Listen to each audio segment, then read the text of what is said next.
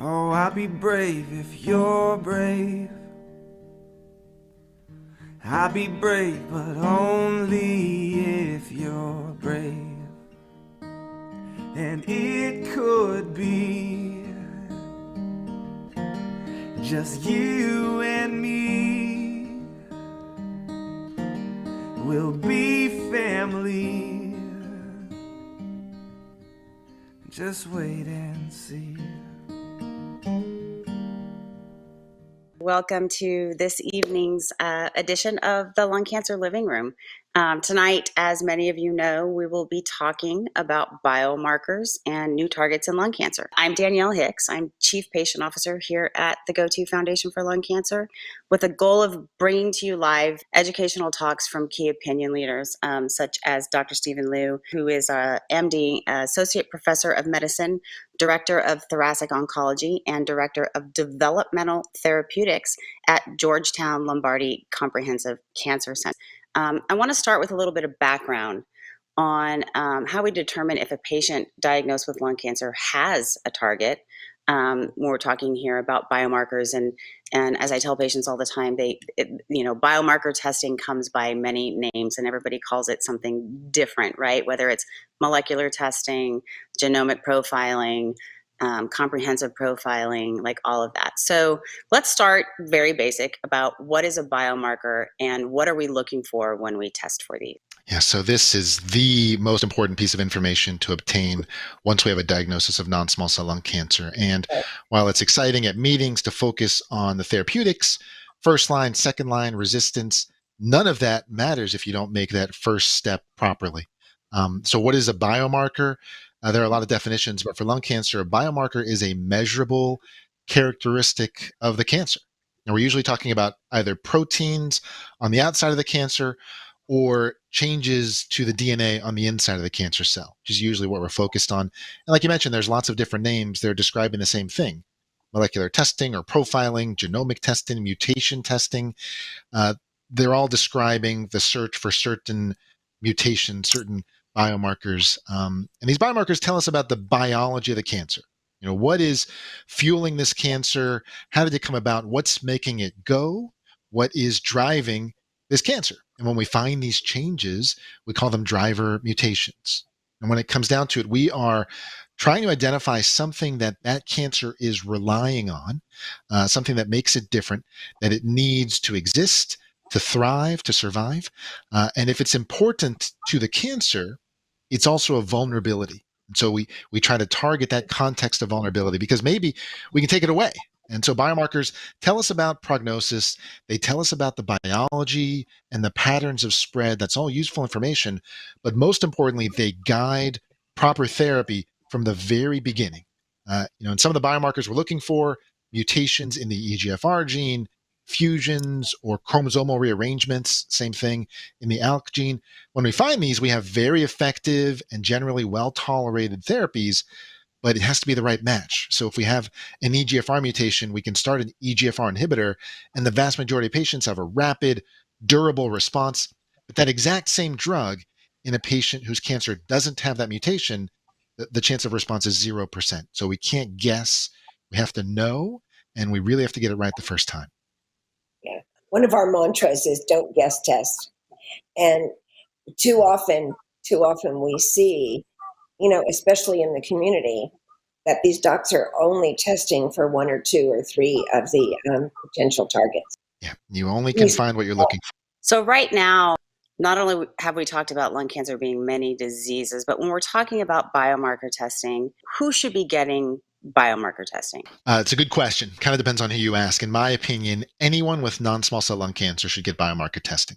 But I would say overall, it's most critical for a patient who has a stage 4 lung cancer, and it would be considered the standard of care today for anyone with non-squamous histology, which is most lung cancers.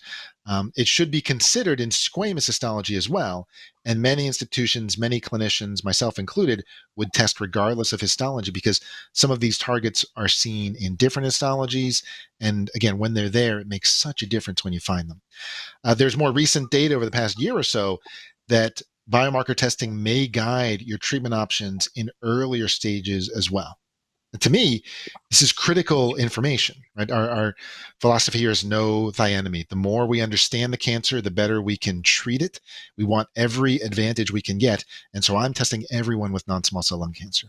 You touched a little bit on that earlier stage patient, because historically we are looking at the later stage patient, or had been looking at the later stage patient to do this biomarker testing on.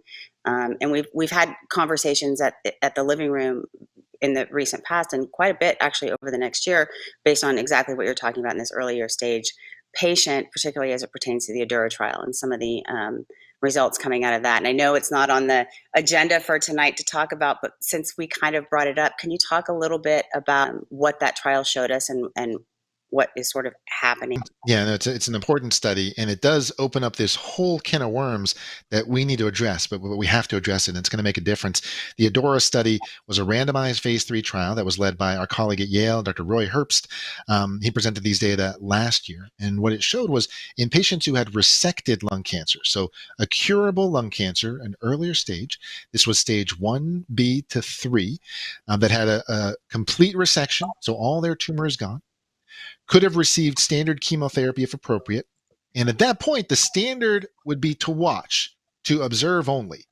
And in this trial, if patients met those criteria and their tumor had one of the common mutations in EGFR, an exon 19 deletion or an exon 21 L858R point mutation, if you had one of those common sensitizing EGFR mutations, you were randomized to receive osimertinib, which is an EGFR inhibitor, once daily for 3 years, or a placebo pill. And what they looked at was how likely was that treatment going to prevent the cancer from coming back. The study was designed to detect a 30% reduction in the risk of the cancer coming back. And what they showed at an early look was an 83% reduction in the risk of the cancer coming back early. They had to unblind the study. They had to announce the results earlier than anticipated because of the dramatic difference. When I look at that study, there are some critiques. It hasn't yet shown a difference in survival. And my answer to that is that takes time. And I need to make a decision now based on the data that we have. We saw this drug was very well tolerated. And one of the striking pieces about this study is our standard treatment of surgery, chemo, and observation isn't really that good. And patients with an EGFR mutation in their cancer, those cancers came back quickly and in most patients. And so a reminder that even though for some cases we're hoping to cure, with the standard treatments, it's not necessarily our expectation. And especially in a stage 2 or a stage 3, the chance of recurrence is very high. And what we learned from that study is giving a targeted drug early on prevents that from happening. Now, what will happen, a few years after you stop the pill, what will happen 5 or 10 years from now, we don't know. And we'll have to look at and see how these data mature. But to have something reduce the risk of a cancer coming back by 83%, over the first few years, I think there's tremendous value in that, especially when the treatment's so well tolerated. So based on that, the FDA approved osimertinib for resected EGFR mutant lung cancer. That was in late 2020. And now if someone comes in with a resected cancer, it would be important to test them for EGFR to see if any of those mutations are present, to see if this is potentially an option at least available. And, in lung cancer, I never shy away from the information. I want as much information as I can have. And then I sit down with the patient. We discuss how to use that information.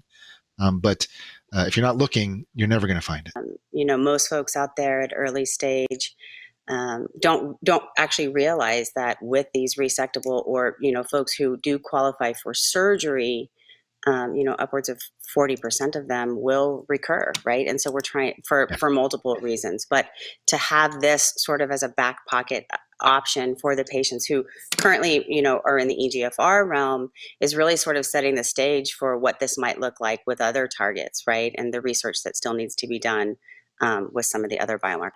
So I want to touch on something next that Bonnie mentioned a little bit ago, and that's the difference between doing to put into lay terms, sort of a limited panel versus a comprehensive panel, or is one or the other preferred in your opinion? So it's a very good question. A limited panel really means that our testing is limited to a small number of genes. And we're usually talking about single gene testing, where we have a list of genes that we want to interrogate, that we want to test. And we kind of check them off like we're ordering sushi. A comprehensive panel is like ordering the whole boat, where you're just going to get everything all at once. Now, a single gene panel seems like it'll be less expensive. And that's true if you're only ordering a couple. But once you order more and more single genes, it actually becomes a little more cost efficient to order them all at once, sort of ordering in volume. And we are well past that tipping point where we have enough genes to look for that it makes much more sense to do comprehensive testing. I would only order a limited panel if really there were one or two specific things I was looking for. For most patients, and really my entire practice, is comprehensive testing. Cover all your bases, including a lot of the rarer targets. And because you're doing all the testing at once, you're more efficient with using up that precious tissue biopsy, making it less likely that you're going to run out of that tissue. The limited testing, the single gene testing, sometimes it's not even comprehensive in that test. And so if you order an FDA approved test for ALK or test for EGFR or KRAS, you may not get all of the EGFR mutations. You may not get all of the KRAS mutations. You may only be testing for a certain amount of those. So comprehensive testing, in my opinion, is much more useful. In addition, limited testing is usually DNA. And some of the more modern panels, including what we use at Georgetown, test both DNA and RNA. And there are a lot of specific targets like ROS1, like MET exon 14, where RNA is just a better test. And my general philosophy is if we're going to do it, if we're going to do testing, we should do it right. So I want to send comprehensive, state-of-the-art, full testing right up front. When people talk about comprehensive testing, the only what's the downside of doing comprehensive testing? It's not getting more information. The downside is cost. The downside is cost. And if when I talk to colleagues, say, I really don't want to order this big test, I say, if it were free, if there were no cost to anybody, would you order it? And it's always yes, 100%. Well, then why should it be any different based on that cost? And I think the cost of getting treatment wrong is much greater. First of all, one dose of something like immunotherapy pays for everyone's testing. And secondly, the biggest cost to me is time. Because if you're giving a treatment that's not working, you're losing time, which really is priceless. And to me, cost, if that's the only reason not to get comprehensive testing, to me, that's not a good enough reason. No, to me, that's no reason at all. But when we're looking at this comprehensive test, there are biomarkers that may not have currently approved therapies, but might have clinical trials. Can you talk a little bit about the importance of, or the role that clinical trials, might play in this arena? It is so critical. Clinical trials, it's much more than just advancing the field as a whole in an altruistic sense. In many cases, a clinical trial is the single best option for a patient. When we have a drug that works, that I know in my hand, this is a good drug, it's well tolerated, it's very likely to work, we have to realize it would take years for that drug to become commercially available and approved by the FDA, because that's how our machinery works. To the FDA's credit, we're getting better and things are moving faster, but there's still a lot of time between that first signal that this is a really good option and an FDA approved drug. In many cases, the only way to access those drugs is through a trial. And there are all types of different clinical trials. A lot of us think of clinical trials as sort of a last ditch, very low chance of working. I think in many cases, those days have gone. And what we're looking at in 2021 is really the era of precision medicine, of rationally designed drugs, where we know exactly the type of cancer we're treating, where we know exactly where that vulnerability is. And we have medicinal chemists designing drugs that will specifically work if this specific vulnerability is present and won't work anywhere else. It's not a random guess, hope that it works. It really is something that's planned and thought out and should work. And that's something very different. And when clinical trialists, like Dr. Gitlitz, like myself, when we're looking at these different trials, when they make it this far, there's so much invested in them. In a lot of cases with these trials, it's something that I really expect to work, not something that I'm hoping it works, but something I really expect to work. I kind of hear you saying, today's clinical trials, and we ironically had a conversation about this very early this morning, about clinical trials not being your grandfather, your great-grandfather's clinical trials, right? Where a lot of patients are fearful of them because they're thinking they're going to get a placebo or a sugar pill versus a trial drug, when in actuality, patients are most often getting standard of care, right? What they would normally be getting outside of the trial versus what is a trial drug. Absolutely right. All these trials undergo very strict ethical review, and there's a lot invested in these studies, and we will not run a trial unless we believe it has a chance to be better than what's out there. And so at the very least, you should be getting the standard treatment with the option to get something that could be better. And these are things that we need to talk about. And, trials are listed on clinicaltrials.gov, which is a very comprehensive website. But really, it's a conversation with your oncologist and with other specialists in the area to talk about what those trials are. And gone are the days where I heard about some secret trial that's being run at this university. We're very open. This is an academic community. We all want the field to move more quickly. We know what trials are out there. We know what new drugs are coming along. We talk with each other. We're sharing information. And so getting access to these newer drugs early, I think, is very important to getting to the best possible care up front. Sometimes the best first-line treatment for one of your patients is an actual clinical trial. Absolutely correct. Absolutely right. We're going to jump into the next question, but I'm also going to plug the foundation really quick and let those of you watching know that we have a program that we in-house and externally call Lung Match, and it's a treatment and trial navigation. So if you are looking for a clinical trial and wanting to know whether or not you might qualify for one, and or if there's one in your area, you can absolutely reach out to us on our helpline, and we can connect you with these treatment and trial navigators. Next question I have for you is, does this testing have to be done on tissue? What is sort of the gold standard, and what does this look like from a tissue biopsy? And then we'll jump into this sort of liquid biopsy and talk a little bit about what that is. Well, tissue is the gold standard for now. It's evolving, but right now that's how we're making a diagnosis. I think now I would view biomarker testing really as part of the diagnosis. We know that lung cancer is very different from breast cancer. But we also know that an EGFR mutant lung cancer is very different from a BRAF mutant lung cancer. They behave differently. They have different mutations at their core, and they really should be treated differently. In my mind, those are different cancers. But to answer your question, the biomarker testing standard right now would still be on tissue. One of the barriers, because we kind of touched on it a little bit ago, sometimes is tissue acquisition, right? Or getting enough tissue or good quality tissue. Can you talk a little bit about tumor heterogeneity and like some of what that might look like, and why we're sort of moving into this liquid biopsy space? Well, tissue is sometimes difficult to acquire. Sometimes tumors are in difficult to locate places, and there are certainly risks with a biopsy. We're putting a needle into an organ, and there are risks with that, depending on where that tissue is. We're getting a little better. It's been a big shift in thinking. When we go back, not even that long ago, 10, 15 years ago, 10 years ago, the point of biopsy was to make the diagnosis with as small a needle as possible to make it as safe as we could. And so you're using the tiniest needle to minimize the risk. We see a diagnosis of cancer, that's all we need, and then we back out and do as little harm as you can. And back then, it didn't really matter once you had a diagnosis beyond lung cancer because it didn't have a whole lot of treatments. Now we need this comprehensive genomic profiling, so we need more tissue.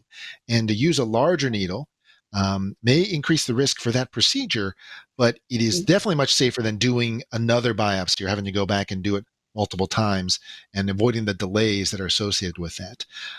But when we do a biopsy, we're putting a needle into a certain area, into one small part. And in some cases, that may not be totally representative of the entire cancer. We may miss certain areas. Some are a little different than others. And that's one of the potential advantages to doing a liquid biopsy, as you alluded to. I've been talking to a lot of folks lately about this liquid biopsy space and when it's typically used, right?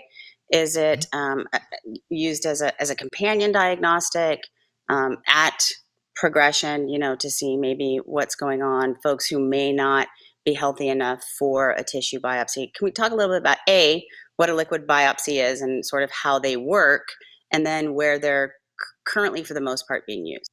Yeah, so great important points. First of all, being completely underutilized, in my opinion. Now, liquid biopsy is the other way to find mutations. Liquid biopsy refers to detecting ctDNA, which stands for circulating tumor DNA, or cfDNA, cell-free DNA. Basically, it's DNA shed from the tumor into the blood. As these cancer cells are dying off and being replaced, they're breaking down their DNA. It's being released in the blood, and we can pick that up now. We have the technology to identify those mutations in the blood. A couple general principles. The test is specific, meaning if we find a specific biomarker, we believe that it's there. If we find an ALK fusion in the blood, we believe that ALK fusion exists in the cancer. If we don't find anything in the blood, we don't believe that. We believe a yes, we don't believe a no. If we don't find it in the blood, it might just not be shed at the same rate. It might be in too small of a quantity to detect. So if we don't see anything in the blood, then we have to wait for the tissue. So it lacks some of the sensitivity. Advantages of the liquid biopsy are that we're sampling the tumor as a whole, whatever DNA is being shed.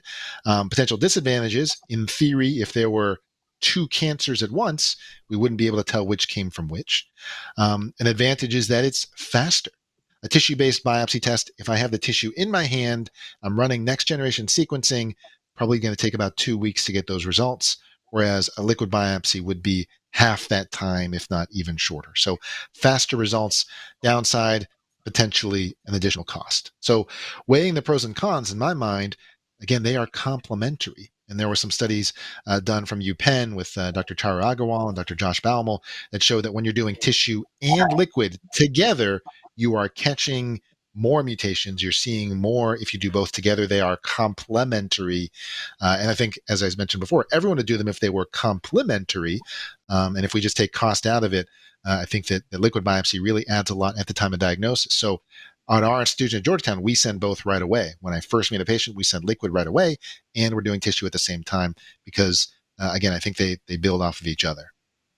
Now, you mentioned using those at the time of progression, and that's also critical, but it's important to remember what we're looking for. If there were no mutations on full comprehensive testing at the beginning, no mutations present, and we do treatment like immunotherapy, and then we see the cancer starting to grow, not responding to that treatment, in that setting, repeat biomarker testing probably won't shed a whole lot of light onto things.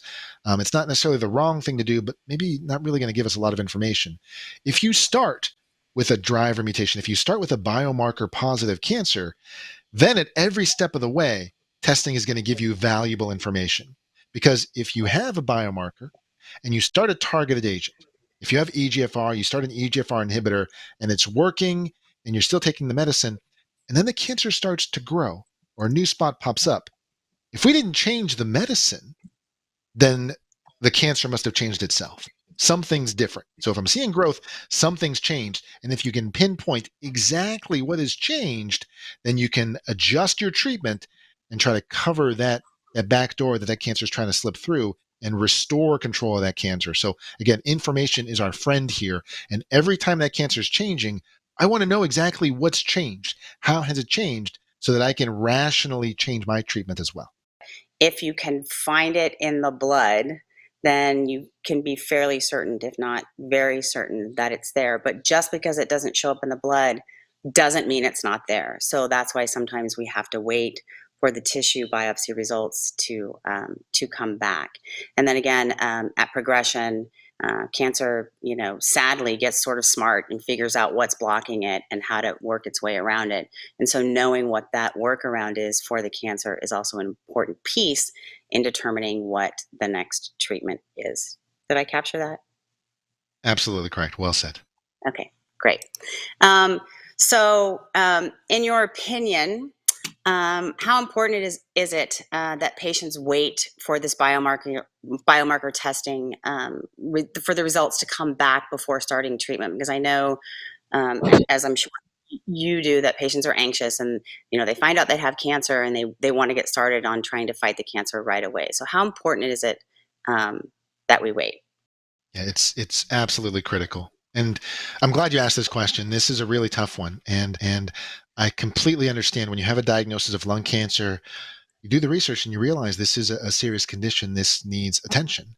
And maybe there were some delays in diagnosis. Maybe you've had these symptoms for a little while before someone figured out that this was lung cancer and there's an urgency to it. And I'm not here to minimize that. I appreciate that and I agree with that. But we aren't looking for the fastest treatment. We're looking for the right treatment. We're looking for the best treatment. If we find a biomarker and we match it to the right treatment, our chance of success is very high. Almost all patients will have some response, some benefit. These responses occur very quickly. They can be very deep, they can be durable, and they can be effective in areas of the body that are normally challenging to treat, like the brain. So finding a biomarker means that you're finding a very appealing treatment option. But these biomarkers don't only help us select for a targeted therapy, they help us to deselect immunotherapy, which we hear a lot about and is a very important type of treatment. And there are patients that have long-term survival, even cure, with immunotherapy that I see in my clinic every day. But lung cancers that have one of these biomarkers do not tend to respond well to immunotherapy. So if we start immunotherapy before we have the biomarker, we may be, frankly, giving the wrong therapy, a treatment that has no chance of working, while a treatment that will work is just sitting on our shelf.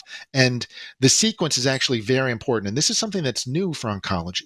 The stakes are really high. If we start with a targeted drug, they tend to be very well tolerated, generally few side effects, very safe. But if we give immunotherapy, even a short course, and then we give targeted therapy, it suddenly becomes much more dangerous. We don't totally know why. We suspect immunotherapy is reprogramming our body's immune environment, and it changes the way we react to these medicines.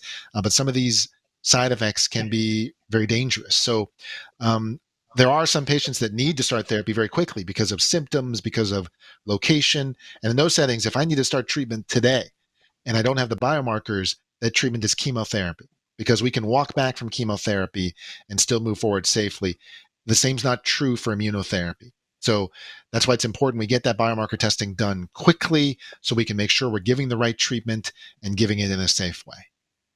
And I'm so glad you said that about chemotherapy. If you could just spend a moment telling the patients that are listening that chemotherapy is a good drug. Yes. So chemotherapy is very different from chemotherapy before. And I have a lot of patients where at a certain time, chemotherapy really is the best treatment, and there's a natural aversion to it. And I think it's in part because of what we see in movies and media, or because of family members we know that were treated a long time ago. And one of the most important advances we've made over the past 2 decades haven't been the specific chemotherapy drugs, but a lot of the supportive medicines that we give to prevent the major side effects from chemotherapy. If we look at adenocarcinoma of the lung, this is the most common lung cancer. The most common chemotherapy used would be carboplatin and pemetrexed.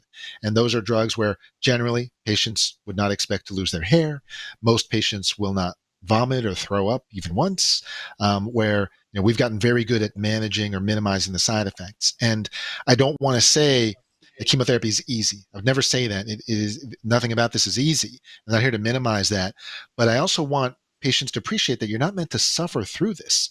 That if we go back to the 70s and 80s, you kind of had to choose between sort of suffering and still getting treatment, or not suffering and not getting treatment. You don't need to make that choice. That's not supposed to be part of that.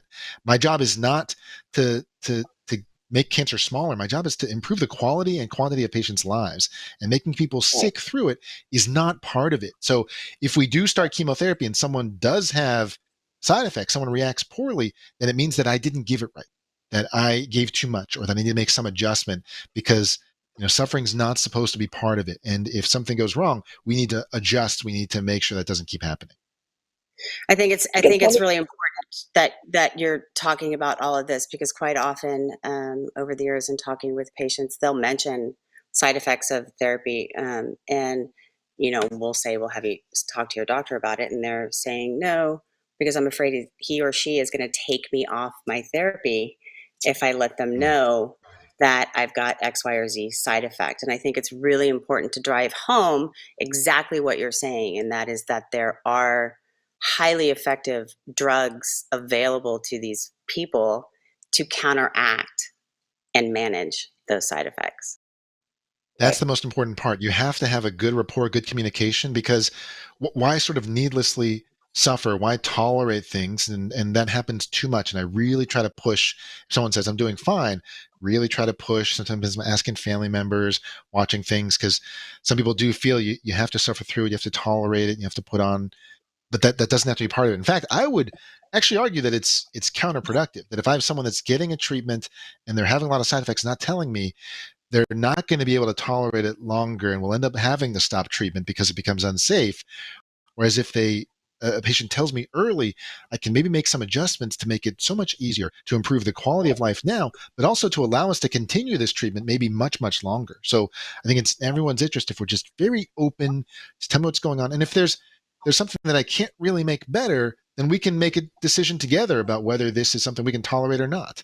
But you have to have these open lines of communication. And it's a little tough because we've only got short times with each patient because the clinics are busy. You only have a little bit of time there. But those are messages that have to come out right away. You just got to be very open with your team. How many identified mutations or targets, as we've called them, currently have FDA approved therapies? For lung Roughly. cancer, right? For lung cancer. Yes, sorry, yes. Right, so we have EGFR, but there's a lot more granularity with EGFR now. There's the common EGFR mutations in deletion 19 and exon 21 L858R.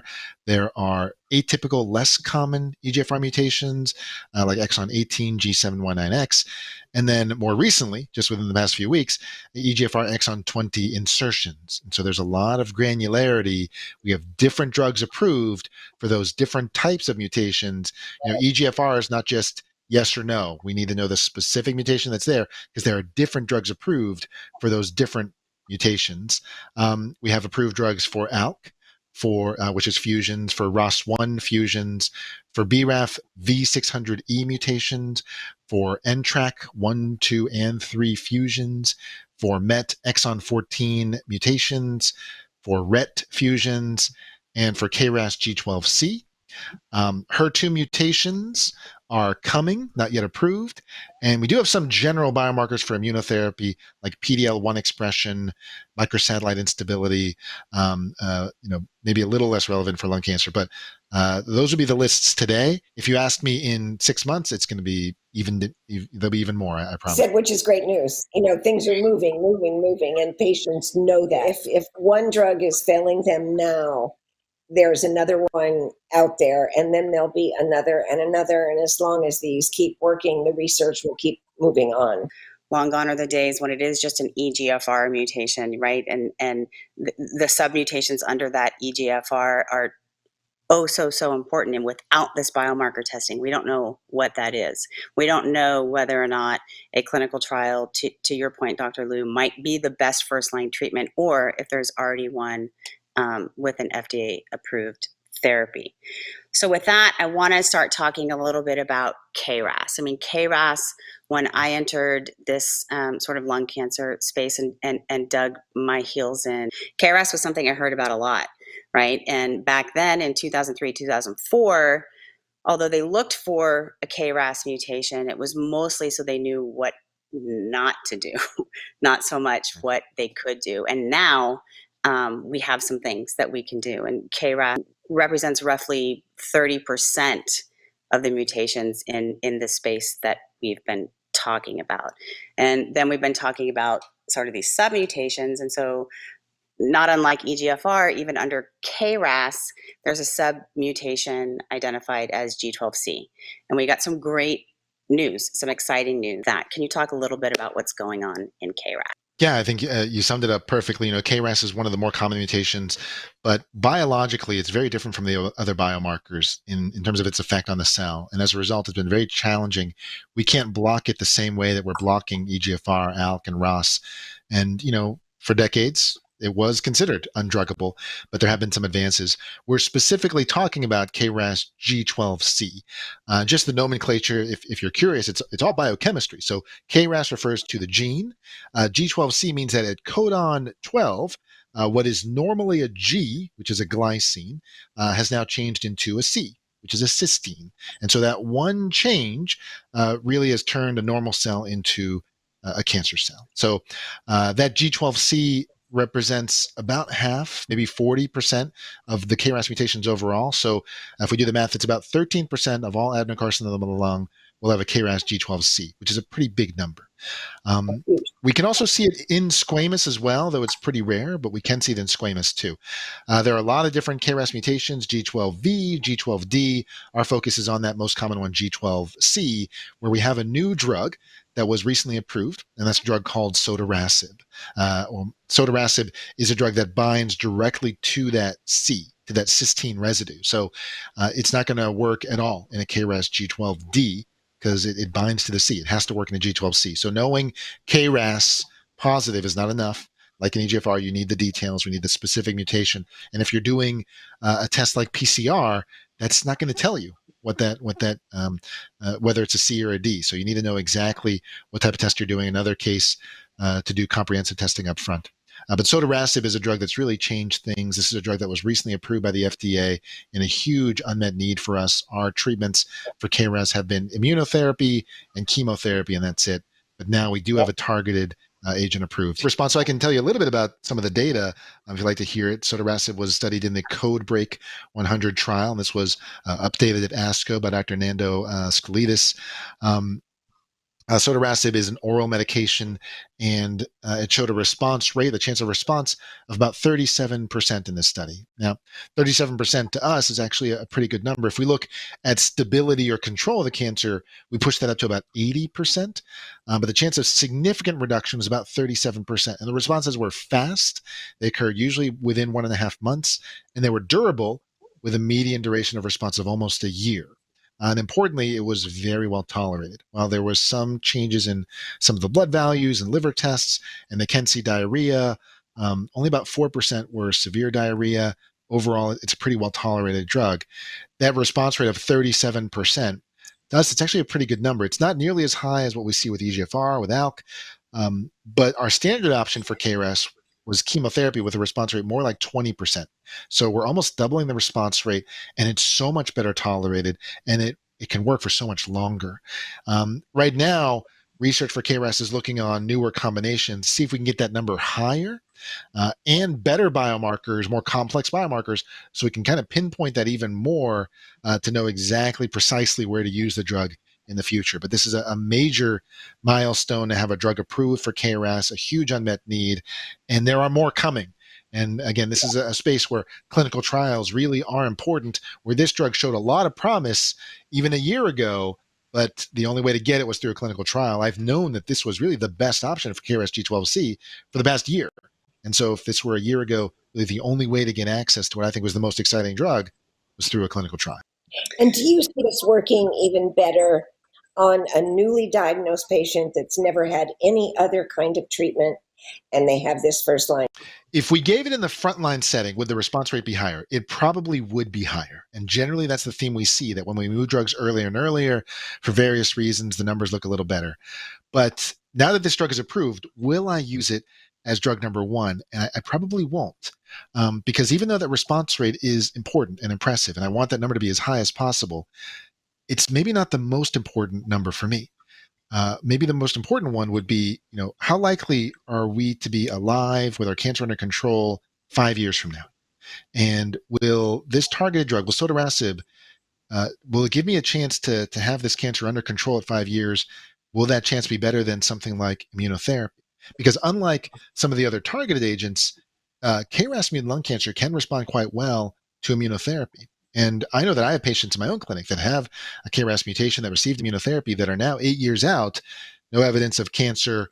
That's sort of the power of immunotherapy, that durable, meaningful, intense remission bordering on a cure. And we can achieve that, not for everyone, not for most, but for some with immunotherapy. And to me, that's really the appeal of immunotherapy and why today immunotherapy is still my frontline option.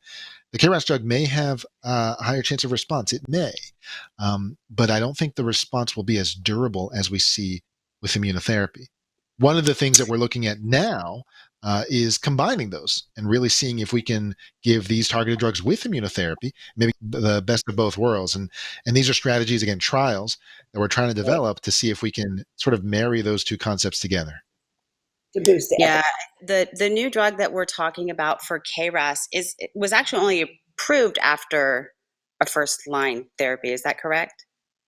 That's correct. So the approval is after prior therapy. In that study, when we look at that 37%, patients had a lot of treatment. 81% had prior chemotherapy and immunotherapy. But the drug is approved after initial therapy. So, either immunotherapy or chemoimmunotherapy. After that, I think this becomes a good option. The next thing I want to talk about, and we touched on a little bit earlier, is this exon 20 mutation in EGFR. What's going on in that space? Yeah, it's a frustrating mutation. It's more common in non-smokers, just like the common EGFR mutations that we talked about. We have these common mutations in EGFR that lead to a cancer where we have oral therapies that are very effective and well tolerated. The EGFR exon 20 insertion, it sort of leads to cancer in a similar way in a similar type of patient, but those same drugs don't work as well. And like the other EGFR cancers, immunotherapy is also not effective. So you have this EGFR mutation that is driving the cancer, this exon 20 insertion, it's driving the cancer. It's a potential vulnerability. It's different, but we don't have a targeted drug that was effective, and we don't have immunotherapy that's effective. So basically we're forfeiting all the advances we've made in lung cancer over the past 10 years, and we're using basically chemotherapy. And that's very frustrating. It seems antiquated. It doesn't seem right. But that's where we were for a long time. That finally changed this year when we saw the first approval for an EGFR exon 20 insertion.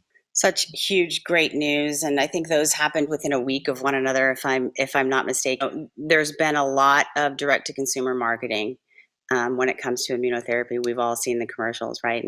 And I've received phone calls. I'm sure your patients ask all the time, like, "Oh, I want IO, I want IO." How do you determine who might be a good candidate for this type of treatment? Immunotherapy is generating a lot of excitement. I think justifiably so. It's a very important type of treatment. And as we talked about, the importance here is really the durability, the potential for a durable response, where if we can train our immune system to recognize and fight that cancer, that's something that it can remember how to keep doing even after we stop therapy. And this is how we can get those durable long-term responses.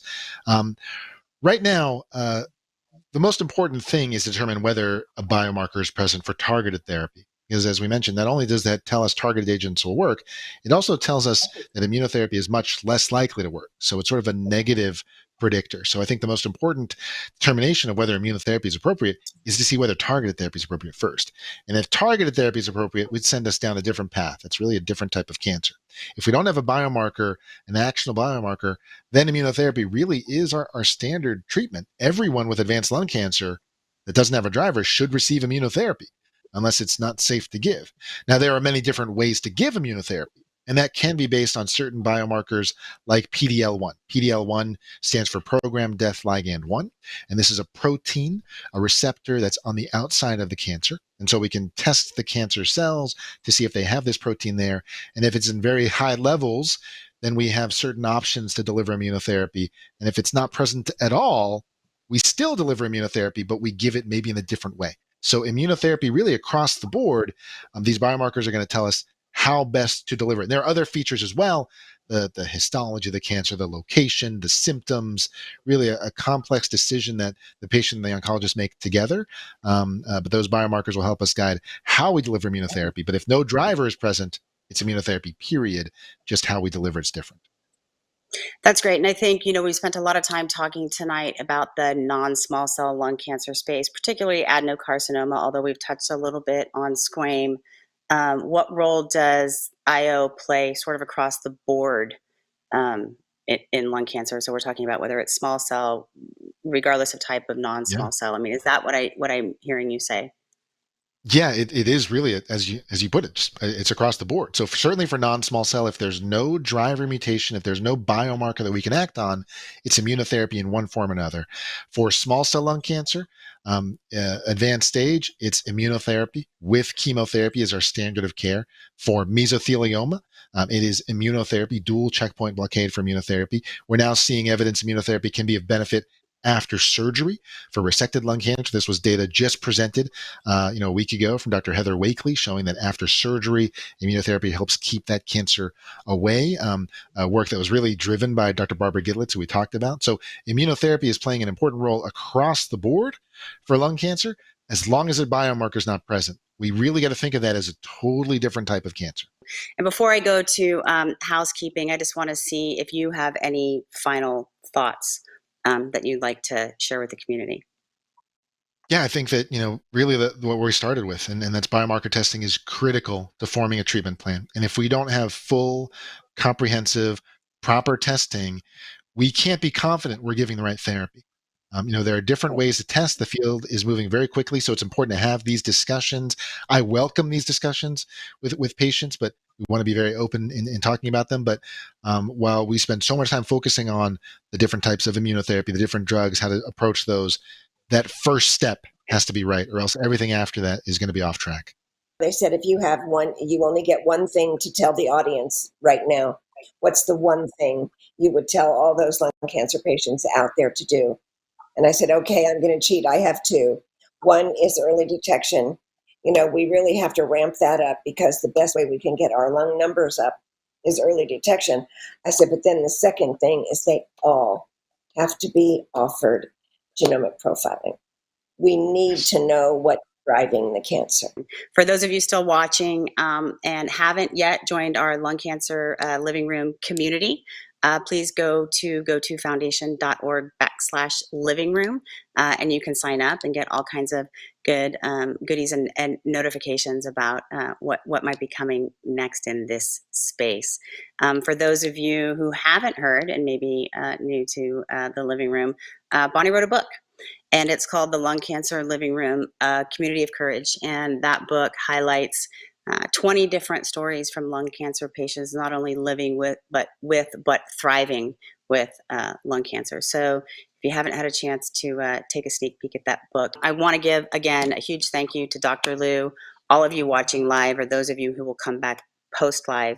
And then, of course, to those who support us in order to be able to bring this to you every year. A special thank you to Amgen, AstraZeneca, Bristol Myers Squibb, Daiichi Sankyo, Foundation Medicine, Genentech, Lilly Oncology, Merck, Novartis, Regeneron, Sanofi, and Takeda. All those names and all those big names that I'm sure some of you may have heard about really believe in this program, obviously, and continue to give us their support year after year. So a huge thank you to them. With that, I will say goodnight to everyone, and we hope to see you next month. Oh, I'll be brave if you're brave.